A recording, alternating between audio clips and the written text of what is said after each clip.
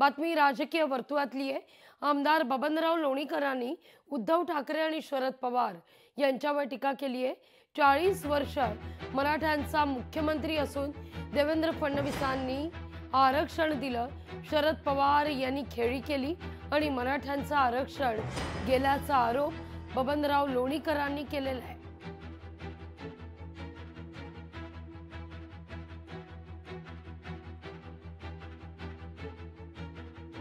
उद्धव ठाकरे आणि शरद पवारांचं सरकार आलं, पांढऱ्या पायाचे लोक यांनी वकील बदलले आणि तिथं मनु सिंघवी दिला, काँग्रेसचा वकील, मराठा आरक्षणाची बाजू मांडायला।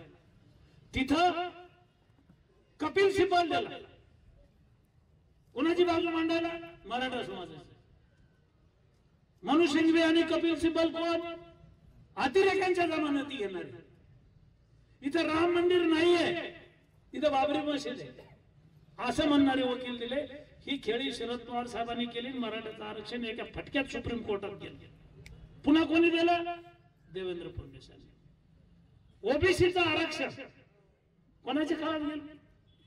पवार साहेबांचं सरकार होतं, उद्धव ठाकरे मुख्यमंत्री होते आणि ओबीसीच्या आरक्षणाचं गेल्याचं पाप आघाडीच्या सरकारचं आहे। गेलं होतं सुप्रीम कोर्टात, पुन्हा एकदा आपल्या सरकारनं बाजू मांडली आणि बाजू मांडून पुन्हा एकदा आता उद्या ओबीसीला जिल्हा परिषद, पंचायत समिती, नगरपालिका, महानगरपालिका रिझर्वेशन पुन्हा मिळवलं सुप्रीम कोर्टात।